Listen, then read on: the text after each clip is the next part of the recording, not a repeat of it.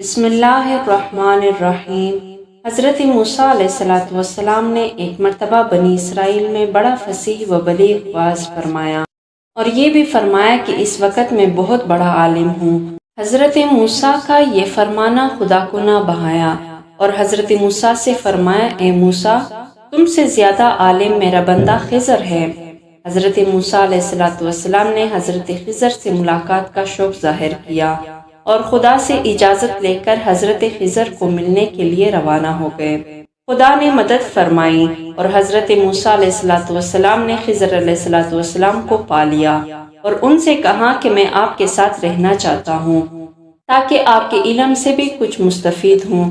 حضرت خضر نے جواب دیا کہ آپ میرے ساتھ رہ کر کئی ایسے باتیں دیکھیں گے کہ آپ ان پر صبر نہ کر سکیں گے۔ حضرت موسیٰ نے فرمایا، نہیں، میں صبر کروں گا، آپ مجھے اپنے ساتھ رہنے دیجئے۔ خضر علیہ السلام نے فرمایا، لو پھر میں چاہے کچھ کروں، آپ میرے کسی بات میں دخل نہ دیں۔ فرمایا، منظور ہے، اور آپ ساتھ رہنے لگے۔ ایک روز دونوں چلے اور کشتی پر سوار ہوئے۔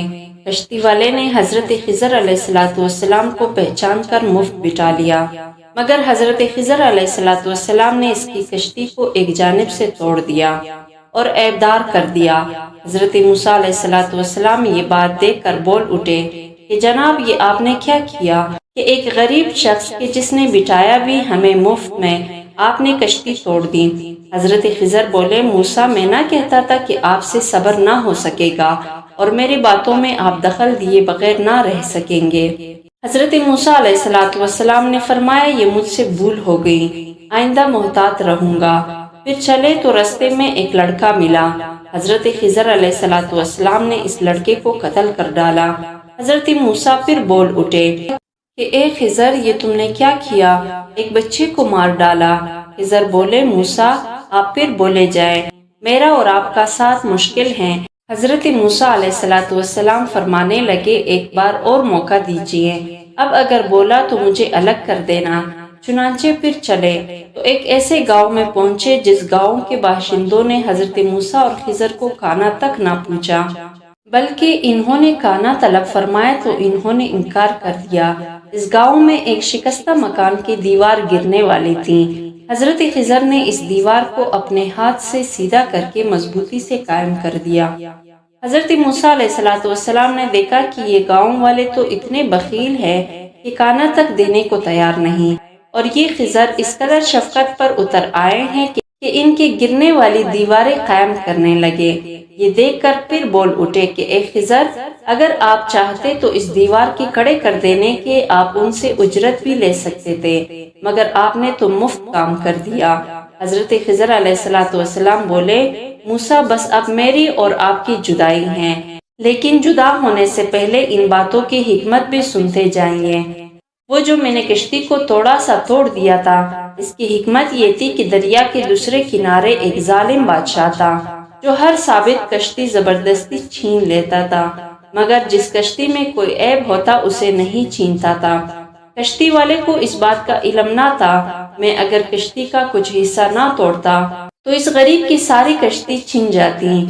اور وہ جو لڑکا میں نے مار ڈالا، اس کی حکمت یہ تھی کہ اس کے ماں باپ مسلمان تھے، اور یہ لڑکا کہ میں ڈرا کہ بڑا ہو کر کافر نکلے گا اور اس کی ماں باپ بھی اس کی محبت میں دین سے پھر جائیں گے، تو میں نے ارادہ کر لیا کہ اس کی ماں باپ کو اللہ اس سے بہتر لڑکا دے، اور اسے میں نے مار ڈالا تاکہ اس کے ماں باپ اس فتنہ سے محفوظ رہیں۔ اور جو میں نے گاؤں میں گرنے والی دیوار کو سیدھا کر دیا، اس کی حکمت یہ تھی کہ وہ دیوار شہر کے 2 یتیم لڑکوں کی تھی، اور اس کے نیچے ان کا خزانہ تھا، اور باپ ان کا بڑا صالح تھا، تو رب کی یہ مرضی تھی کہ دونوں بچے جوان ہو جائے اور اپنا خزانہ آپ نکالے۔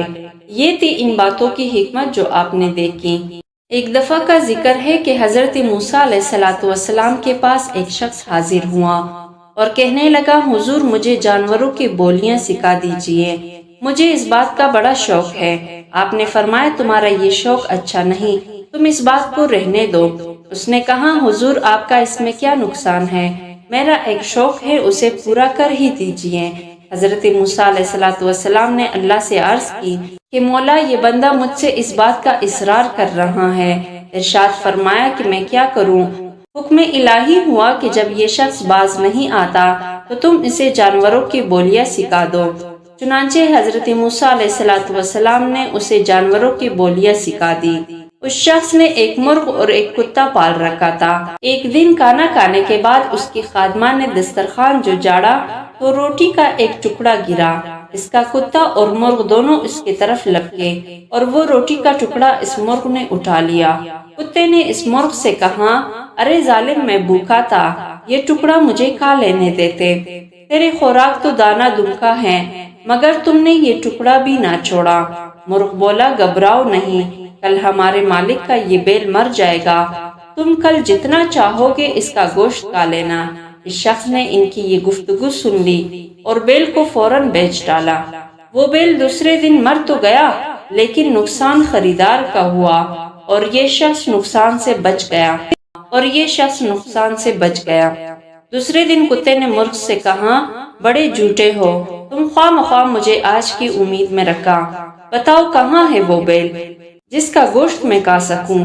مرغ نے کہا، میں جھوٹا نہیں ہوں، ہمارے مالک نے نقصان سے بچنے کے لیے بیل بیچ ڈالا اور اپنی بلا دوسرے کے سر ڈال دی ہے، مگر لو سنو، کل ہمارے مالک کا گھوڑا مرے گا، کل گھوڑے کا گوشت جی بھر کے کھانا۔ اس شخص نے یہ بات سنی تو گھوڑا بھی بیچ ڈالا۔ دوسرے دن کتے نے شکایت کی تو مرغ بولا، بھائی کیا بتاؤں، ہمارا مالک بڑا بے وقوف ہے جو اپنی آئی غیروں کے سر ڈال رہا ہے، اس نے گھوڑا بھی بیچ ڈالا اور وہ گھوڑا خریدار کے گھر جا کر مر گیا ہے۔ بیل اور گھوڑا اگر اسی گھر میں مرتے تو ہمارے مالک کی جان کا فدیہ بن جاتے، اگر اس نے ان کو بیچ کر اپنی جان پر آفت مول لے لی ہے، لو سنو اور یقین کرو کہ کل ہمارا مالک خود ہی مر جائے گا اور اس کے مرنے پر جو کھانے پکیں گے اس میں سے بہت کچھ تمہیں بھی مل جائے گا۔ اس شخص نے جب یہ بات سنی تو اس کے ہوش اڑ گئے کہ اب میں کیا کروں، کچھ سمجھ میں نہ آیا اور دوڑتا ہوا حضرت موسیٰ علیہ السلام کے پاس آیا اور بولا، حضور میری غلطی معاف فرمائیں اور موت سے مجھے بچا لیجئے۔ موسیٰ علیہ السلام نے فرمایا، نادان، اب یہ بات مشکل ہے، آئی قضا ٹل نہ سکے گی، تمہیں اب جو بات سامنے نظر آئی ہے مجھے اسی دن نظر آ رہی تھی جب تم جانوروں کی بولیاں سیکھنے پر اصرار کر رہے تھے، اب مرنے کے لیے تیار رہو۔ چنانچہ دوسرے دن وہ شخص مر گیا۔ مال و دولت پر اگر کوئی آفت نازل ہو اور کسی قسم کا کوئی نقصان ہو جائے تو انسان کو غم و شکوہ نہ کرنا چاہیے بلکہ اپنی جان کا فدیہ سمجھ کر اللہ کا شکر ہی ادا کرنا چاہیے اور یہ سمجھنا چاہیے کہ جو ہوا بہتر ہوا۔